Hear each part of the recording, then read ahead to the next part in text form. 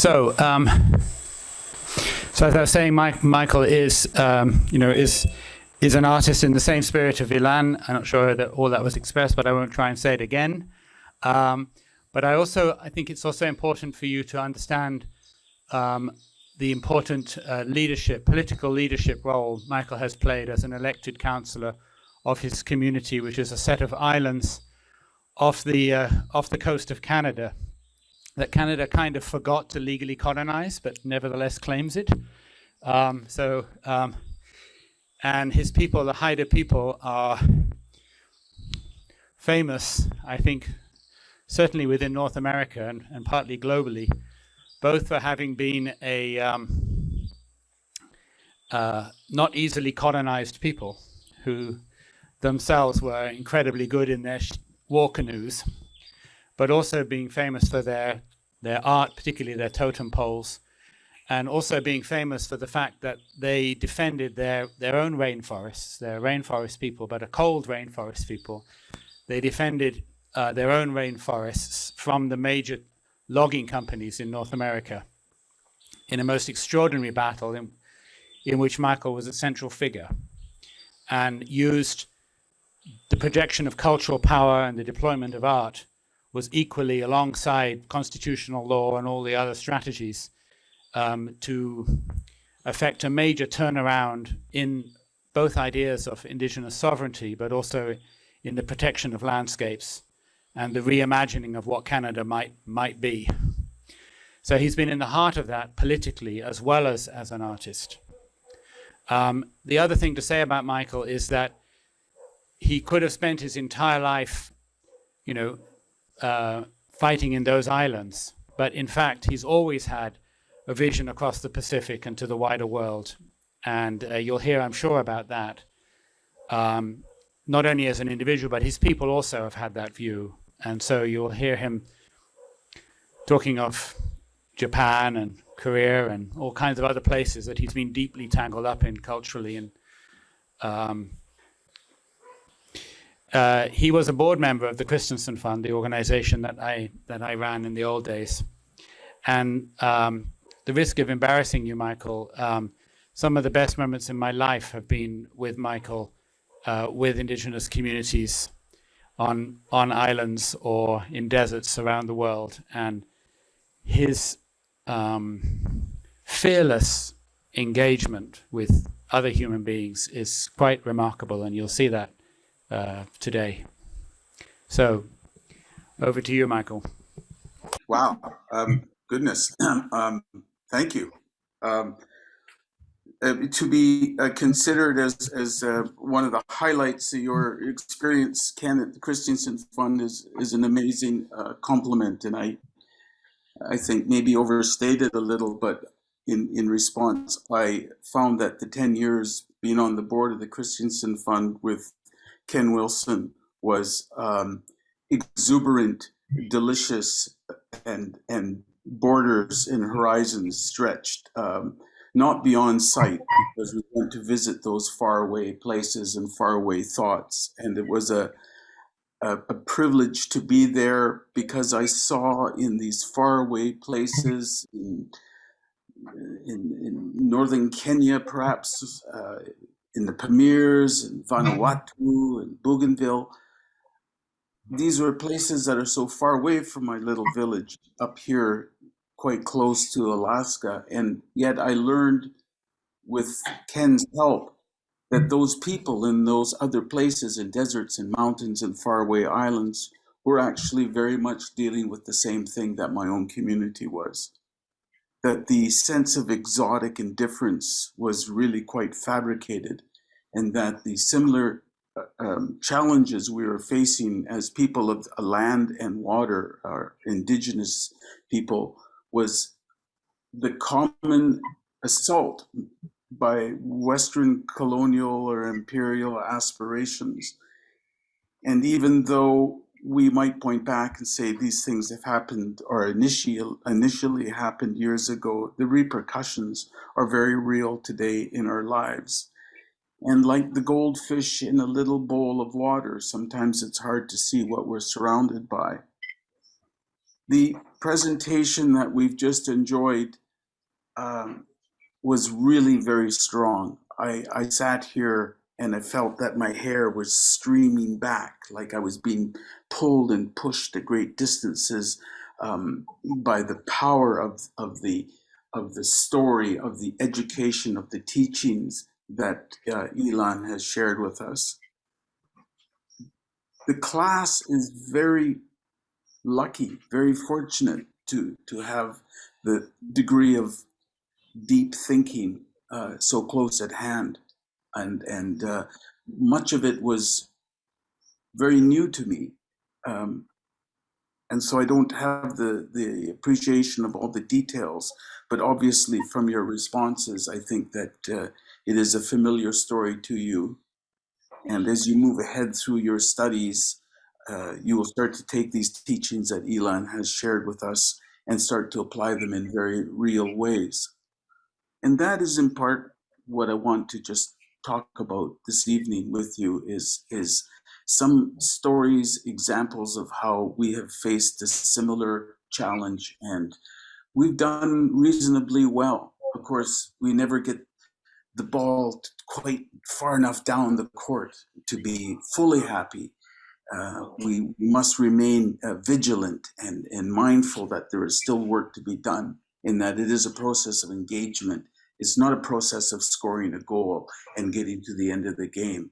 It's a degree of engagement that we have with the challenge that's the measure of our success. Let me talk a little bit about the place that I've come from. And right now I'm sitting at the edge of a mountain range that extends northward from Vancouver, a city in Western Canada along the US-Canadian border, quote marks on that. And this mountain range stretches north up to Alaska and even farther north into the Arctic Circle. And it is a temperate rainforest, a cold weather compared to your climate. It was a few years ago, and I suspect it still is one of the most threatened, if not the most threatened rainforest type in the world. This strip of coastline now once stretched down into Northern California, but the appetites of the privateers, I think, to use Elon's good historical reference, the corporate dukes and lords and barons have done their job and have stripped much of the landscape away, denuded the hillsides to the point where today we suffer massive floods and loss of habitat and ecological disarray that is only now beginning to become very apparent to larger society. But for many years, there have been many, and my community was one of them, who sort of sounded the alarm about what actually was happening. Historically, we indigenous peoples, the Haida or Hada, have been based on an archipelago of 144 islands off the west coast of what we now call Canada. We're rather unique in that we are the only indigenous people in the Western Hemisphere who live, who are identified as indigenous people using the UN declaration, to inhabit a landscape that is outside the territorial reach of the claimant nation.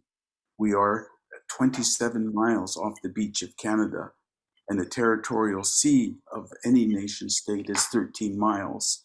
So we have 13 miles each and a little stretch of water in between us, a mile wide. That makes us a rather interesting conundrum for the Canadian government as they seek to maintain and establish their claim to sovereignty over the entire island. We also have family across a strait called Dixon Entrance into Southeast Alaska, which, as you no doubt know, is widely recognized as the property of the United States of America. That also makes us a transnational people with an international border running in between our communities.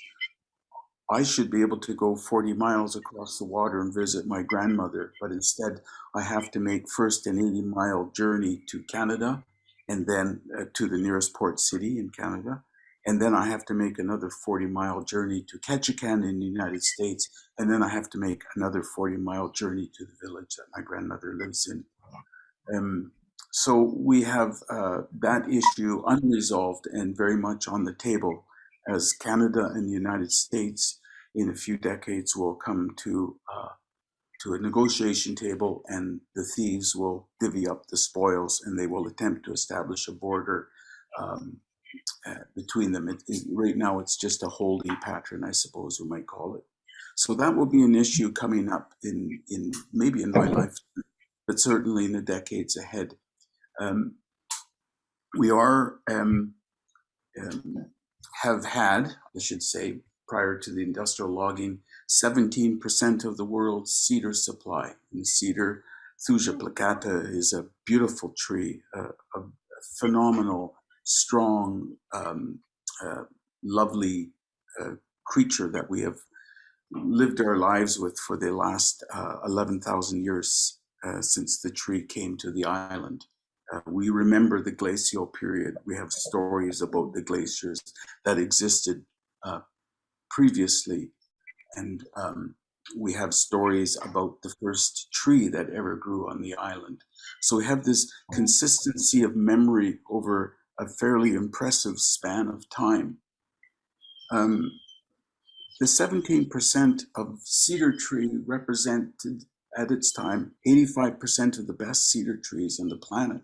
So this made it a target for industrial profits, and we did in 1985 decide that we had had enough and decided to put a stop to that. This would be consistent with who we are as a people, a seafaring people. As Ken has mentioned, the canoes that we have built, I think the largest one was 92 feet long, and these are single hulled canoes made out of cedar, and they're designed in such a way that they surf on top of the waves. Unlike a motorboat that we would see today is moving through the water, comes up the top of the wave, and it goes down into the trough, and it sort of slams up against the wave and sort of rolls back even a little, and then the motors push it and it advances over the other wave. The canoe technology that we had developed actually caused the canoe to rise up on top of the wave and start to surf. So the faster you were going, the lighter you were, the higher you were floating in the water. And it was that kind of vessel, and the fact that we had all these cedars that made us quite a formidable presence along this coastline. And when the British first came, stumbled onto the beach, they were not well equipped. They needed a lot of help. And we were there to help them because it was to our benefit to help them economically to do trade. And like the story that Elan shared about collecting a tariff from vessels, we did the same. When the Americans sent up the gold miners to Haida Gwaii in 1850, we were on the beach to greet them. And they came in, started blasting rocks, and the Haidas descended onto the miners, and after the blasting was done, grabbed them by the feet and dragged them down to the beach and put them back on their ships. And any gold that they left with was gold that they purchased at that time. So there was this kind of resolute protection of these islands, Haida Gwaii, also called Hadla Gwaye, which means coming out of concealment. Well, this kind of military presence over the landscape really presented a problem for the British colonial people in Victoria. Their effort was to establish full domination over the landscape, and we were in the way, and we were much more powerful than they were. The number of vessels that we could pull together just in the small area that I grew up in, Nassau, on the north coast of the island, we could probably pull together maybe 1,100, 1,300 large vessels, and fully equipped with crews that knew how to handle these, we would easily outmatch a 40-foot British ship, even if it had cannons on it. And so we were a formidable force. The British tried numerous attempts to win us over, realizing that they couldn't pull in a military force to this part of the world. Their population was small. They tried a number of things, even to the point of asking Haidas to be their policeman. It was in my own family. Captain John, as we called him, member of my lineage back in that time, who agreed that they would be the policemen. But when the governor came to say, well, will you enforce this law? Captain John said, no. He wasn't about to bow down to the British. His idea that the British would ask us to be policemen was simply a reflection of the fact that we were a more powerful military force. And so this, stopping gold miners and not listening to the governor of the colony really created a lot of consternation. And the solution to this problem from the British perspective came in 1862, when a sailing vessel from San Francisco came up to Victoria with a fellow on it who had smallpox. Now, at that time, in 1862, the law that prevailed over British citizens was that if someone has smallpox, you, as a legal authority, there's that one definition of power, are required to take certain steps. You are to quarantine the person infected, you are to provide them water, you're to provide them food, and protect the general population. That was the legal obligation. And there is case law in England where even a mother who had failed to properly quarantine her children from smallpox was imprisoned. So it was very clear at this time how you would respond to a smallpox plague. The other thing that was very clear at that time was vaccinations.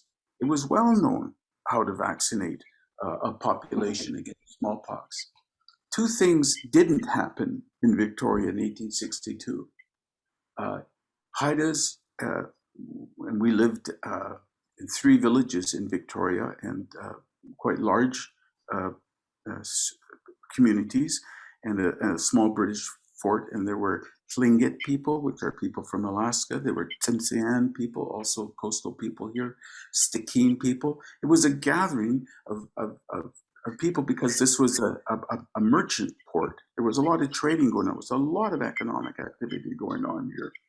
And the two things that didn't happen was Indigenous people, particularly Haida, were not quarantined, and we were not vaccinated, even though perhaps a one-day horse ride from Victoria was ample supplies of vaccination.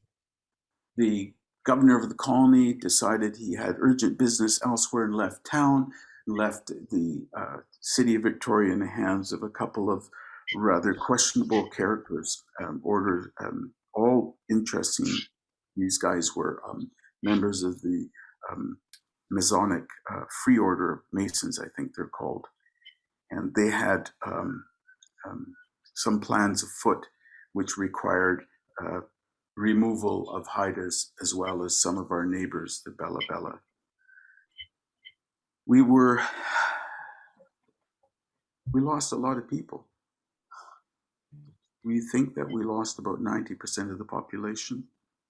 Now let's get a measure of that impact. I don't know how many of you are in that classroom right now in Sabah, but you look around the class and just imagine 90% of those people are gone. And you're maybe the 10% left.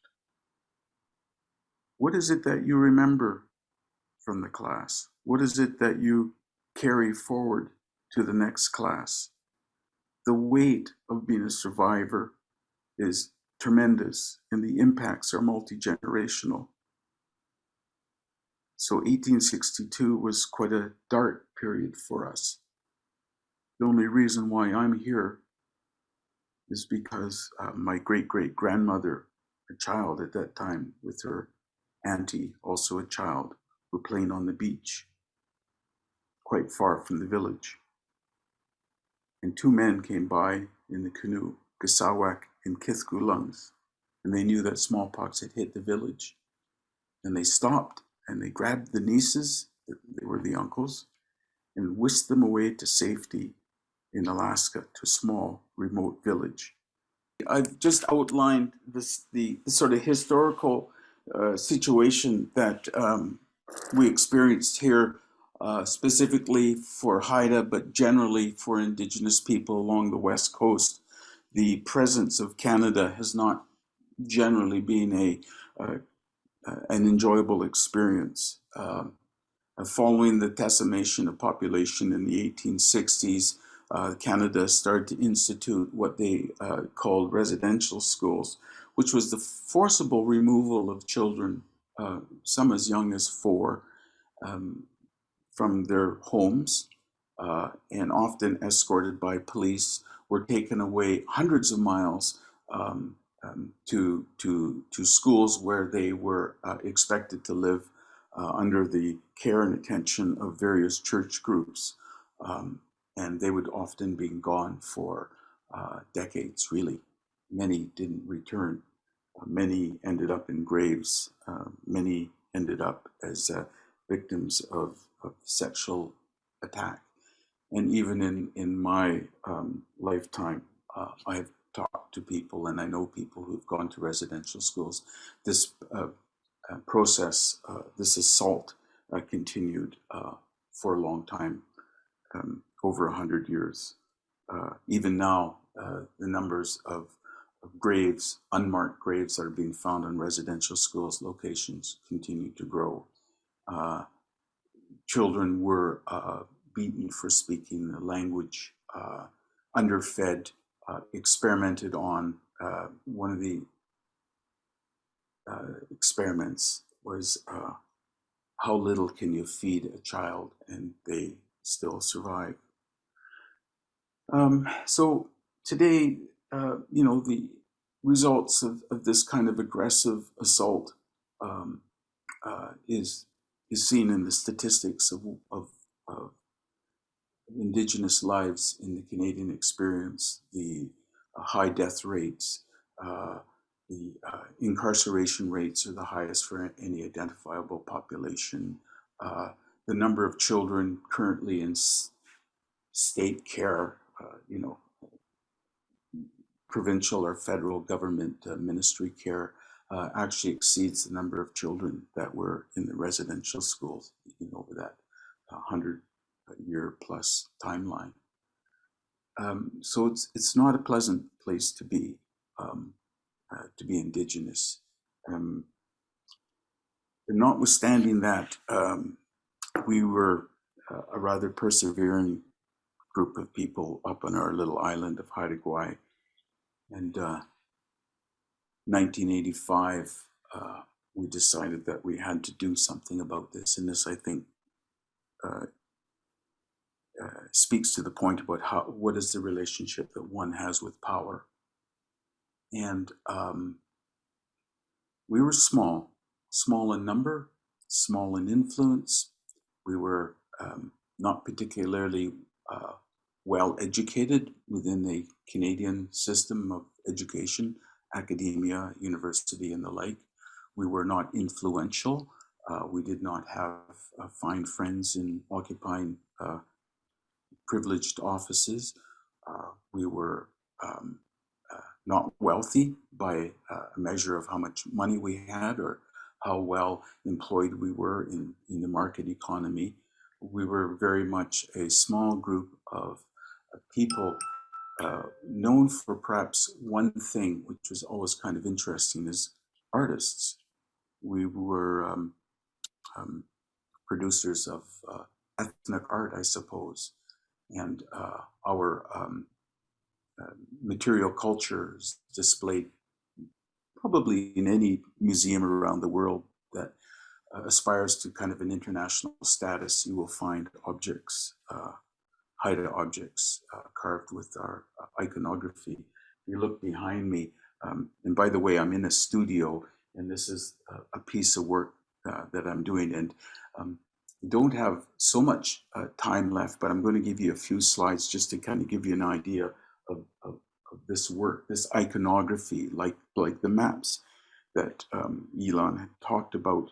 Our iconography is here, and I will speak a little bit to it. But this work is around the world. It's interesting that that was a place preserved for us. We were not seen as scientists with a deep understanding of the scientific world, the botanical world, the marine biology. Uh, we were simply there to entertain the victor, and it reminds me of the role um, for Black people in the United States for many years. If you ever saw a Black person in the public, um, uh, in public, it was as an entertainer, singing, probably sports, but never as any occupying any corporate space. The racism, the systemic racism that we should be very familiar with in the United States is equally applied to indigeneity in the United States and in Canada. But we were permitted to be artists. And so we used that. And in 1985, when we decided to stand on the logging road in November and take on the largest corporate structure in the province of British Columbia, McMillan Blodell was the name of the company. Western Forest Products is the name, another name of the company.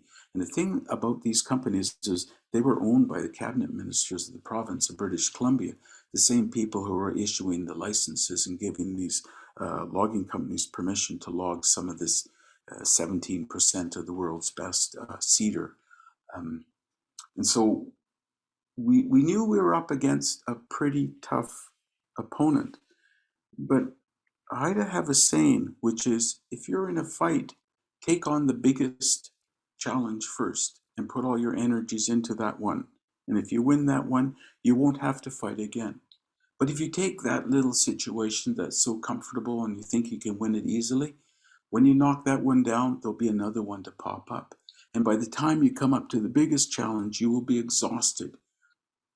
You will lose. So you always take on the biggest one first. And this is why I suppose we felt that we had to stand in this logging road in November. The first really, can we call it civil disobedience, I suppose, in Canada historically. The court had issued a law saying, do not interfere with the logging. And so we weren't just interfering with the logging, we were disrespecting the whole judicial structure of Canada. And that's a very serious charge. It's far more serious than damaging property or killing people. It's an affront to the whole structure. And the only case that had ever come similar to this before was resulted in incarceration with no parole, no getting out of jail card. It was dealt with quite seriously. So this is what we were up against.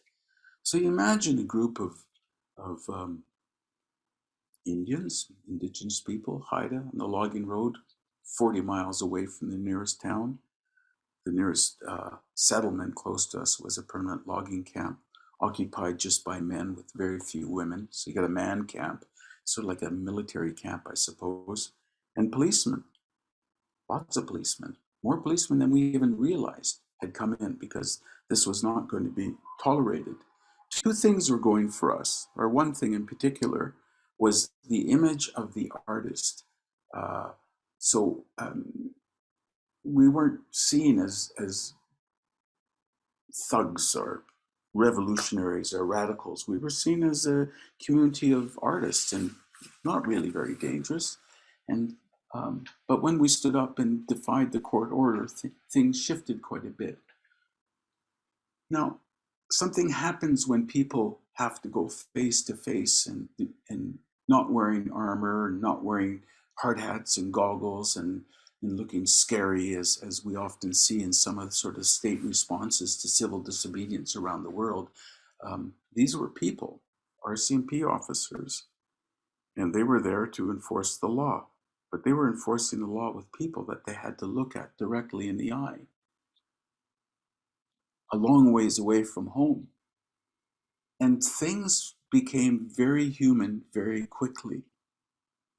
I remember one day, one night, we stayed up quite late in our little camp that we had built out of plywood and boards, so many miles away from home, clinging to the edge of a rock embankment next to the logging road in a dark, cold November day.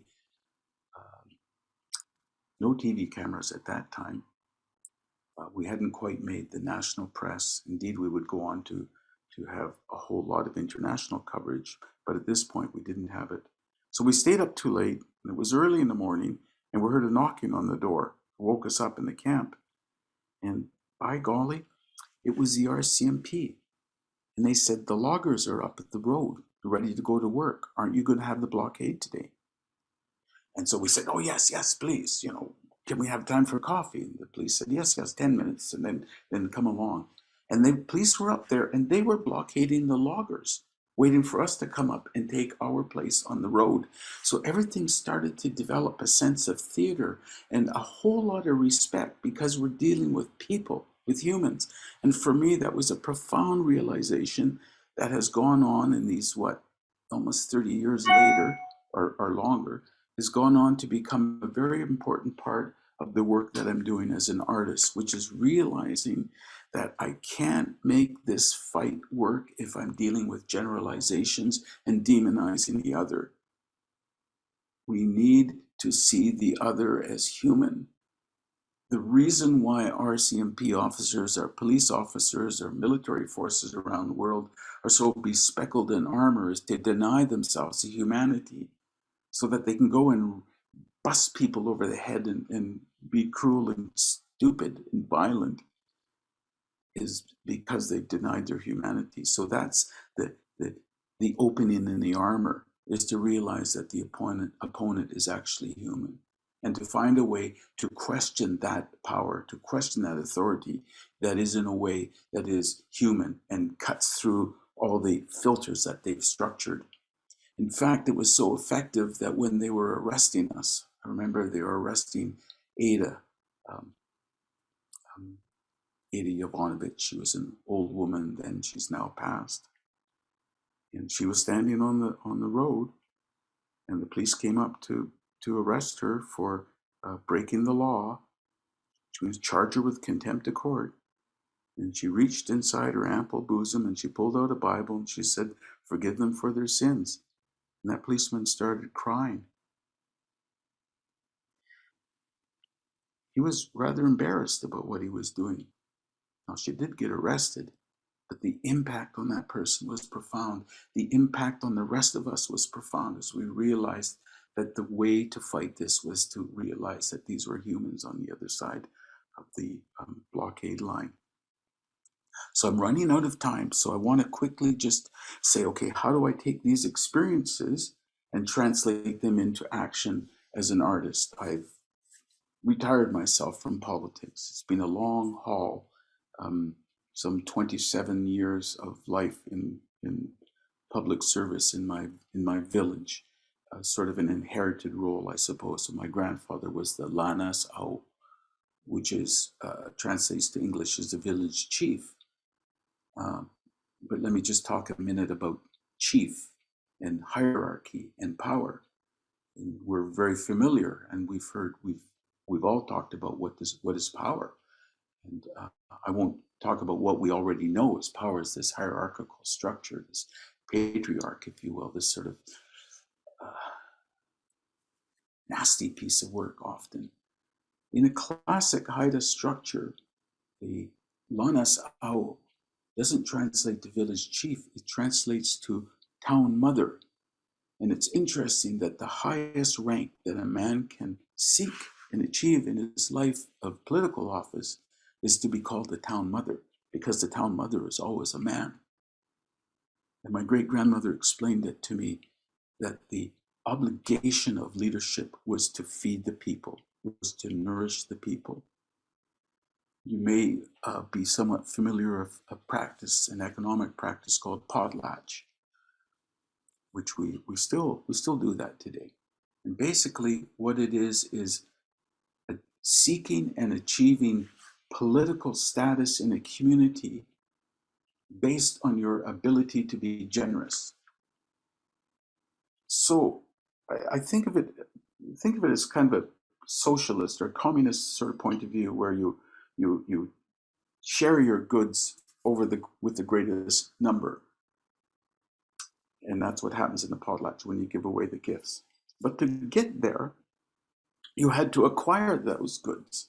And the way you did it was more familiar to us as a capitalist structure, where you had a corporation, a lineage, a large household, as we would call it, but these were vast halls with numerous apartments, focused together within their proprietary holdings of lands and waters and streams and access to resources, gathering those resources together simply so that they could give them away to the other people who didn't have the same proprietary claim.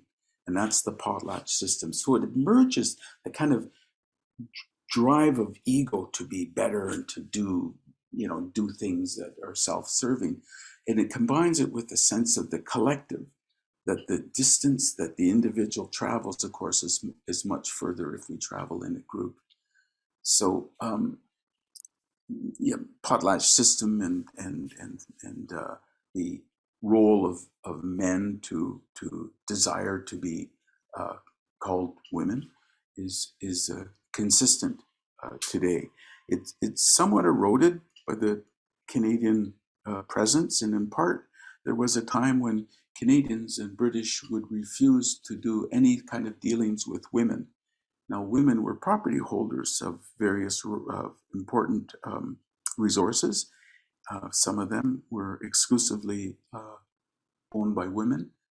And imagine how uncomfortable it was for a man to have to go and negotiate with the British for something that wasn't his, and it wasn't in his experience to negotiate and represent.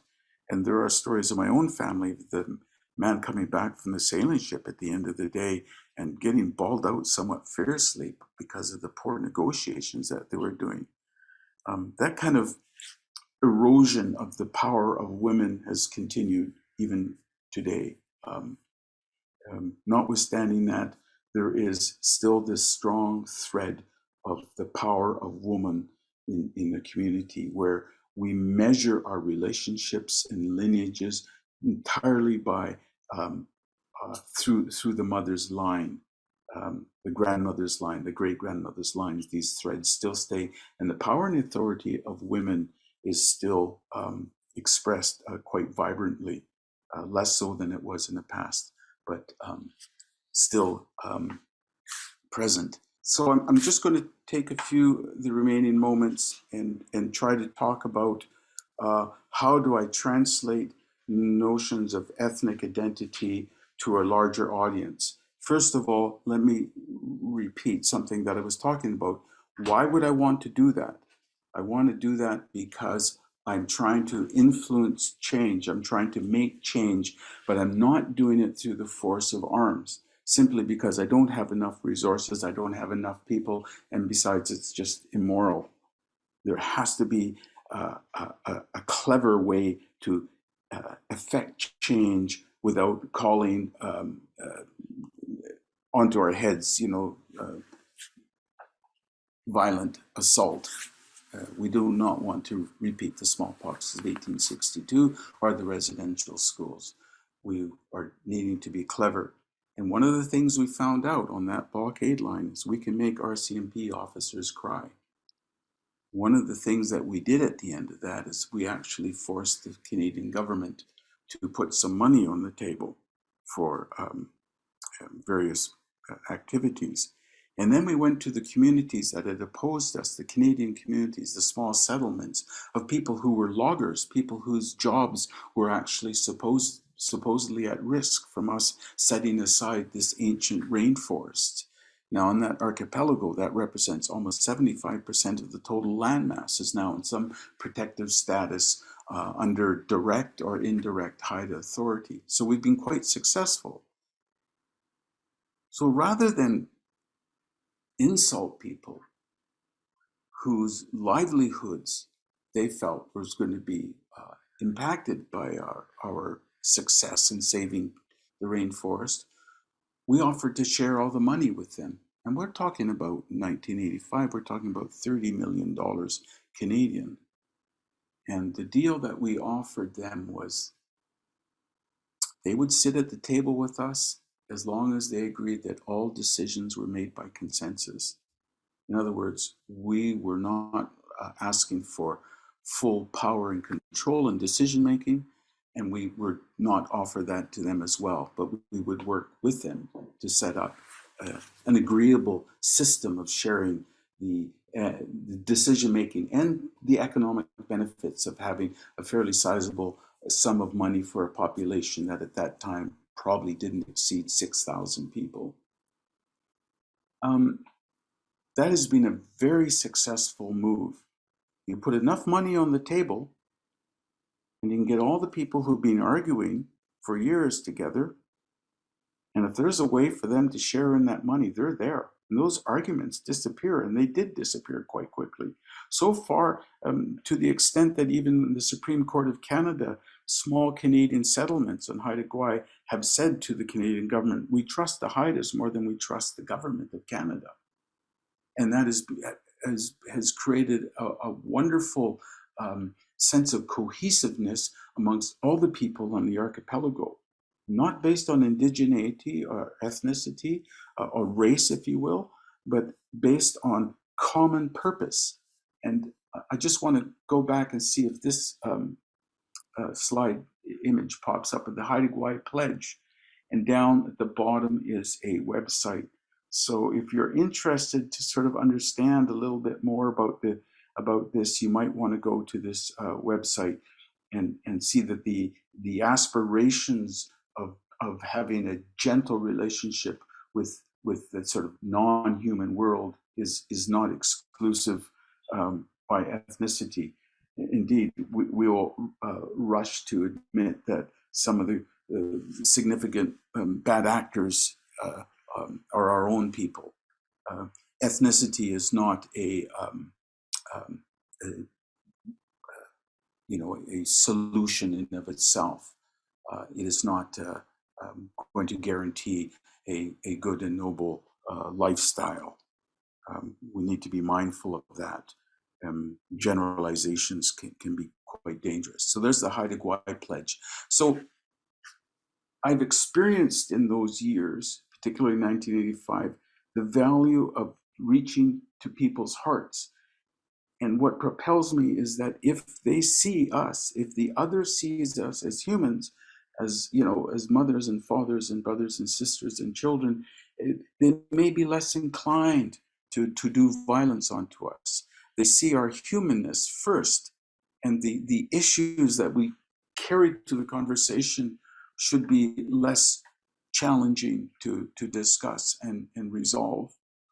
It's that sort of coming together and busting through the divisions, be they ethnicity, nationality, education, economic status. The trick in the whole thing is how do you question authority so that you can artfully move through the problems that are presented, the challenges that are presented in front of you.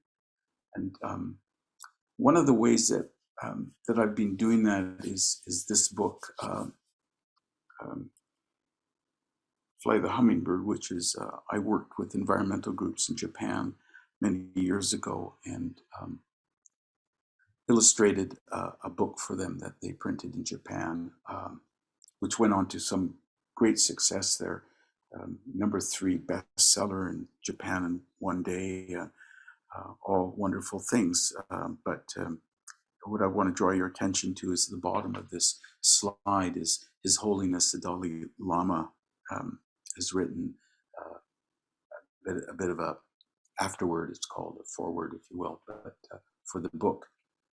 So I'm sitting with the publisher, and the publisher says, Michael, we need to have a big name. We need to have somebody who's going to say something about this book so that we can sell books.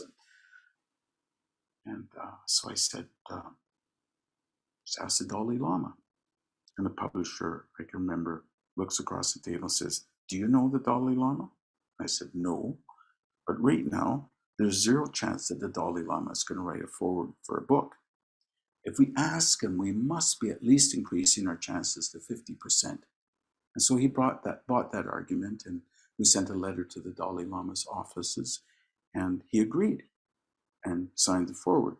So this was that expression of that Haida saying, which is, when you're in a predicament, take on the biggest first. And I think the Dalai Lama ranks as the biggest by many measures. And so that book, The Flight of the Hummingbird, is now on the bookshelves. And Ken, you may remember the work that the Christensen Fund has done in the Altiplano of South America. And I won't forget, I'm a rather plump fellow, not really in a great physical shape. And I was climbing my way up as high as I could go in these high altitudes. And at the very end, just beyond where I was going to go, but where I could see, was an adobe house, and under the roof was this design of the hummingbird.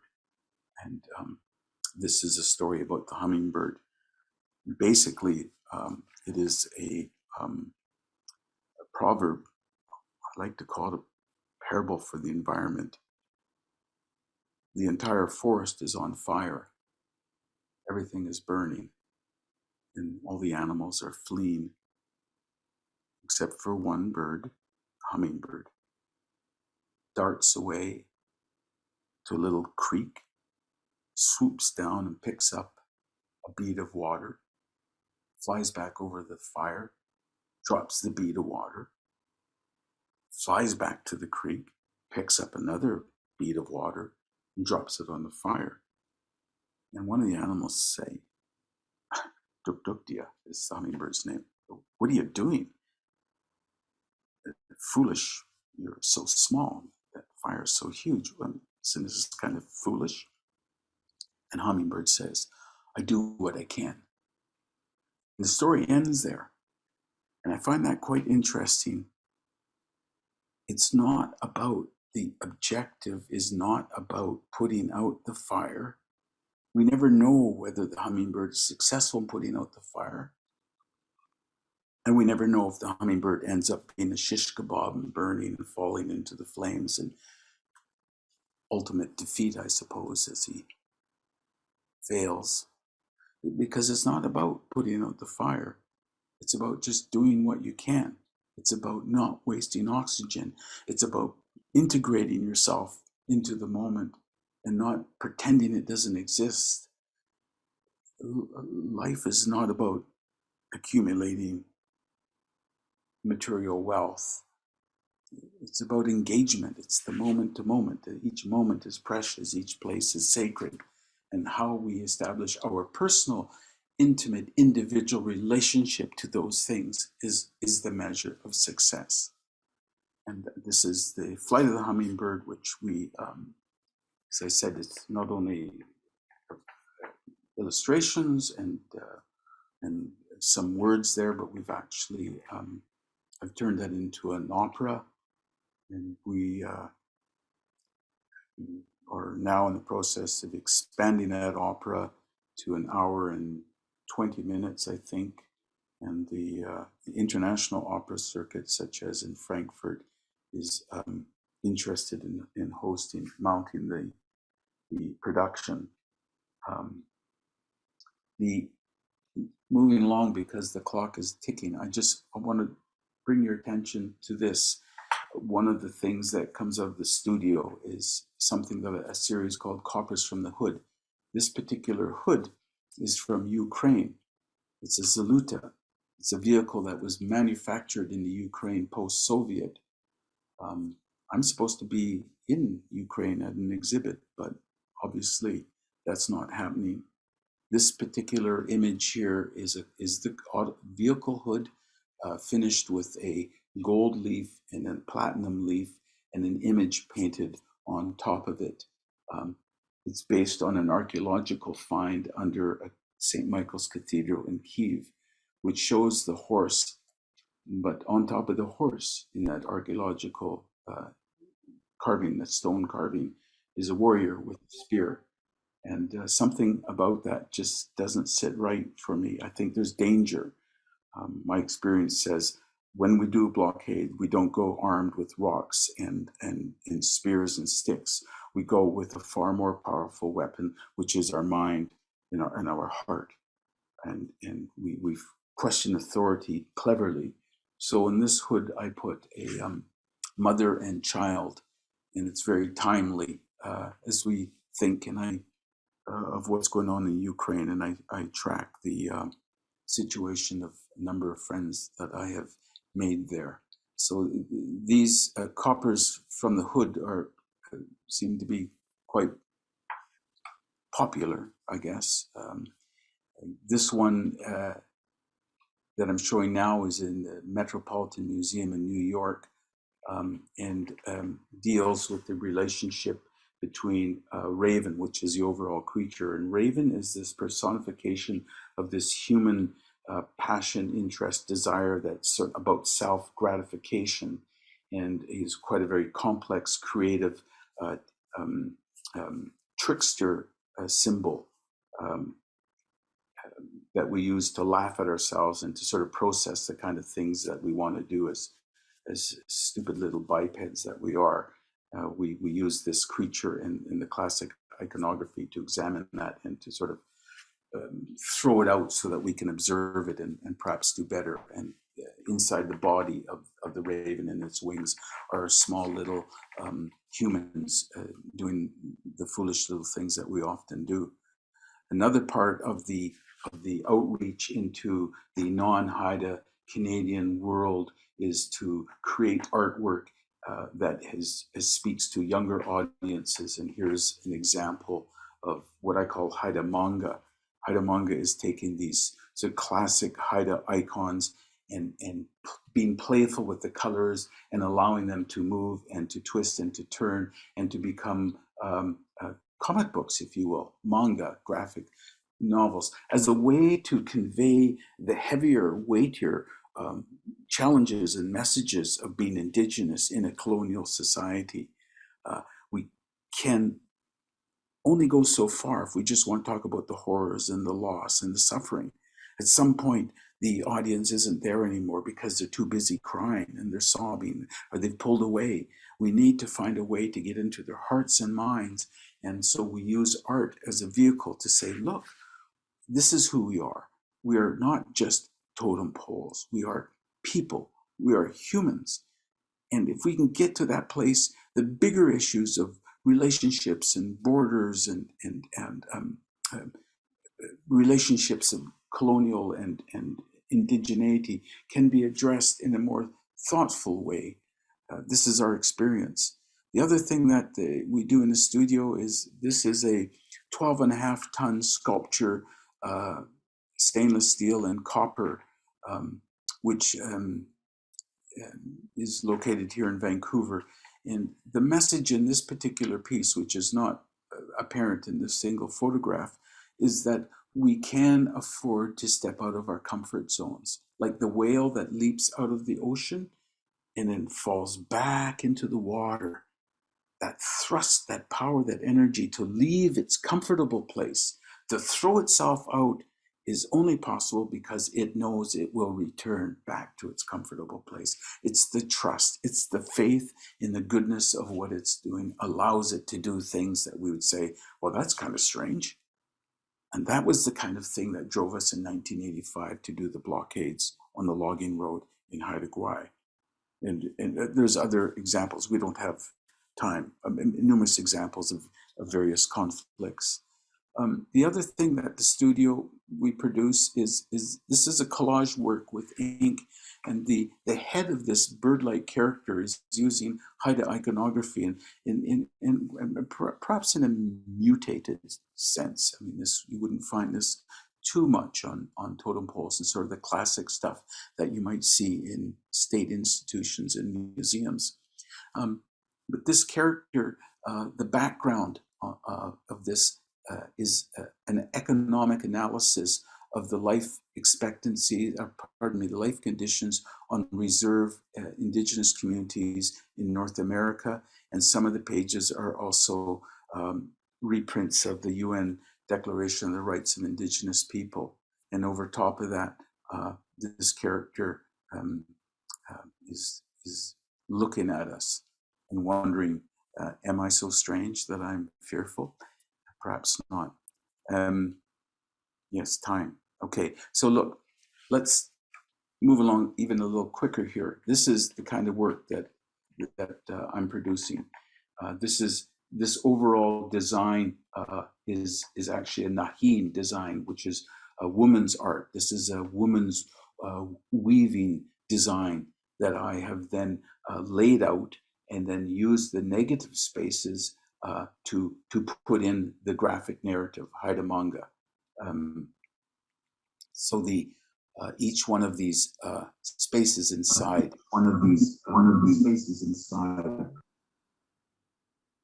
each one of these squares is actually a page in a comic book. 108 of them, and they can be pieced together to create these large murals. And in part, it's an exploration of the privilege, I suppose some would say, of creating these monumental artworks from cedars, the great totem poles. Now, what I'm trying to say there is there much difference between being seen through the monumental lens of creating great artworks and having our artwork on Canadian currency or in front of the Canadian Embassy in Washington, D.C., and sort of being held up as some sort of symbol of Canada? The difference between that sort of monumental privileged position and that of the vast population of Indigenous peoples who live in urban settings, removed from landscape, removed from language, spending far too much time in prisons, losing their children to schools. Those are both exaggerations of the human condition. They're both extremes. And the common thing that they have is they deny us the right to be mothers and fathers and brothers and sisters and people. It's part of that illusion, part of that extreme situation. And there's a danger in that monumental artist position, which is being seduced, I suppose. Quite a problem. Okay, this is just the cover of the book, the mural, the 108 pages of Haida manga in the book form. The earlier initial slide, that painting is probably, let me see, 6 meters long and 2 meters high. Here's another mural, a smaller mural dealing with war, War of the Blink. It's quite interesting when we use English words, we carry along with them English definitions. Our sister Yilang has talked about that very effectively in her presentation. So this war was a conflict between two different indigenous tribes. And we would imagine a lot of blood spilt and, savagery and all these sort of things, because don't we know that, these are not civilized people. They don't know how to fight a good war. But in fact, this war, this historical event where the champions faced off on the beach, and the first one who blinked, they lost the war. It's a true story. The fly flew by and someone blinked and everyone noticed and said, okay, you've just lost. And that was it. There was no blood spilled. But it was a war, it was a conflict. But there were these rules and regulations about how one should act and the relationships that needed to govern in a way that minimized the attacks on mothers and fathers and brothers and sisters and children. And there was a realization that the people on the other side of the conflict are humans.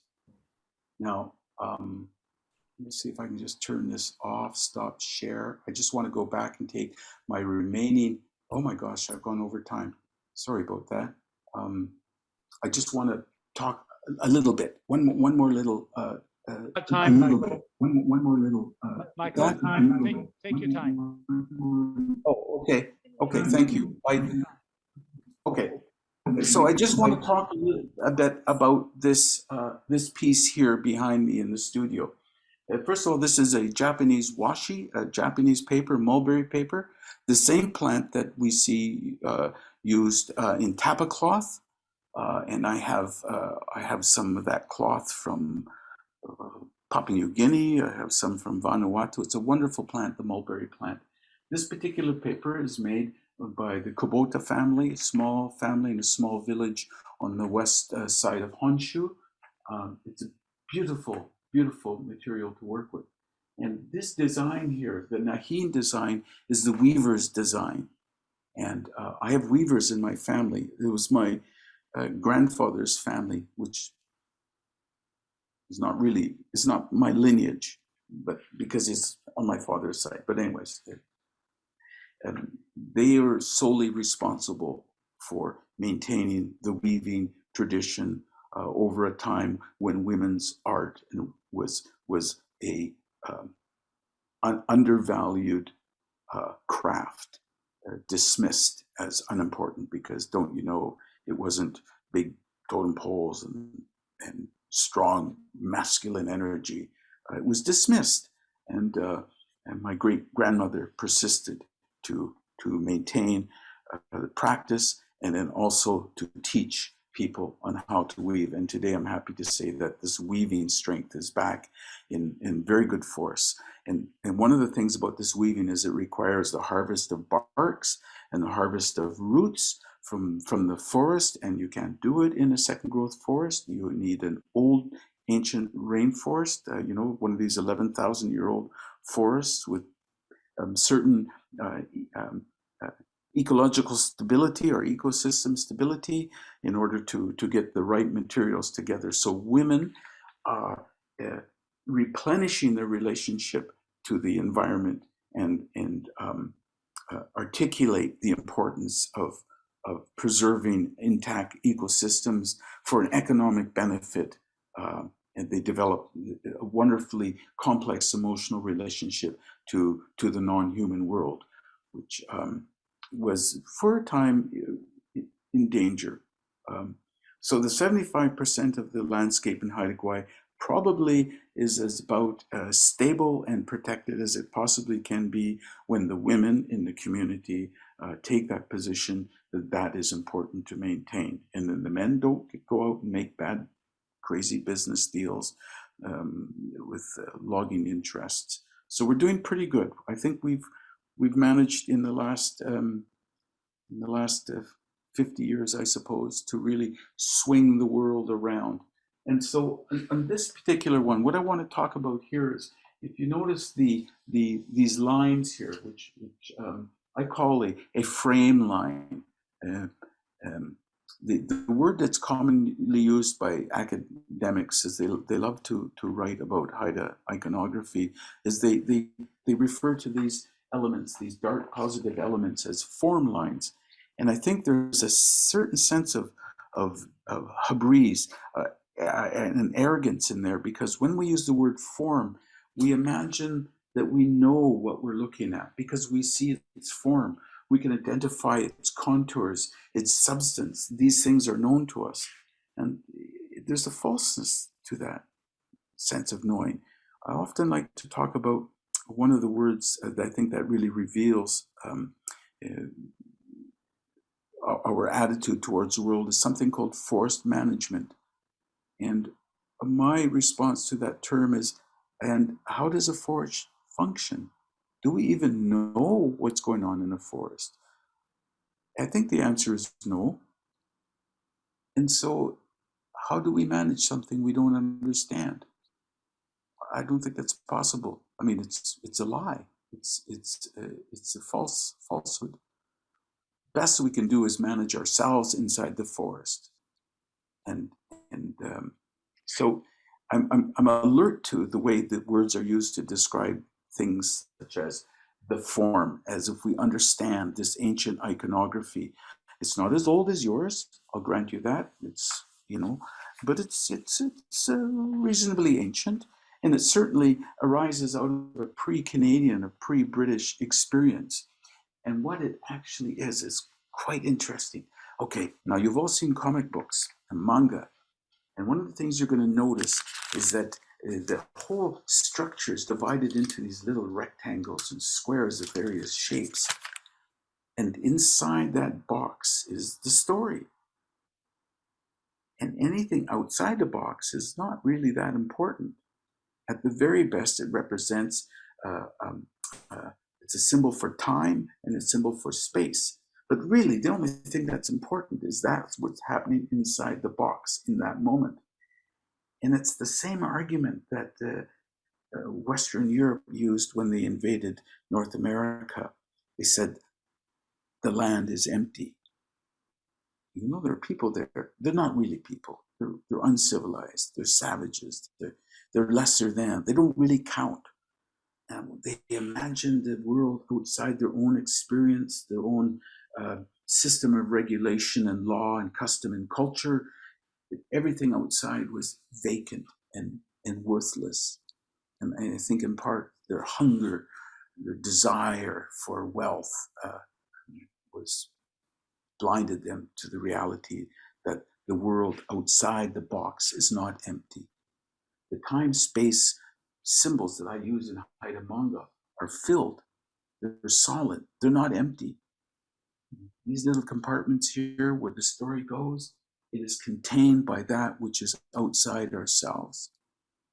And it's not separate. It's time and space is not empty. It's absolutely filled.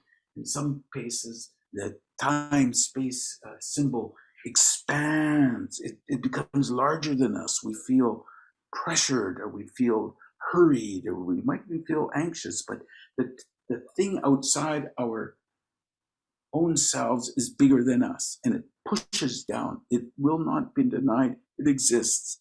And then in other places, these lines become quite thin, slender, and they allow us room to expand. They allow us rooms to be free, to feel liberated, or to express ourselves in very big ways. The horizons get smaller, perhaps. There's more breathing space. And so this is the ancient iconography of the indigenous people, the Haida of this northern part of the world. And it's that there is no empty space. We are a small part of a bigger world, a bigger cosmos, if you will. And I think I want to end by just sort of repeating something that is often said. Why is there something rather than nothing? And as an artist, my exploration is drawn to that question of the bigness of that world that is around us and the place that we hold inside of it. And it's our job as artists to create the symbolisms that to construct a system of signs to help others become more adventuresome and more observant and more integrated in this world that's around us, so that we don't just become pawns or are part of some design by someone who says, I have the power, I have the authority, and you must listen to me. No, that's not true. So I think that's about it for me. Now, I just want to say that you're into a 3-day class, and there is on a website, mny.ca, which you can go and see some of the work that we're doing. But also, we will, over the next 2 days, provide you some videos for your pleasure, I hope. You can take a look at those and get some other points of view on the things that I've stumbled through and mumbled through and tried to express to you in the few moments that we have here. I feel really privileged to be a small part of what it is, this great adventure that you're involved in, and appreciate that Ken and Cynthia are continuing to do very important work in the world, and huge appreciations and applause for Yilan for that very powerful presentation and for the very important work and wonderful words that you have shared with us all. You are a very good teacher. So thank you, everybody, for your time. And between myself and Yilan, we've probably kept you rather busy, and I hope that there will soon be a little bit of a break for you so that you can rest your minds and energize your hearts. Thank you very much.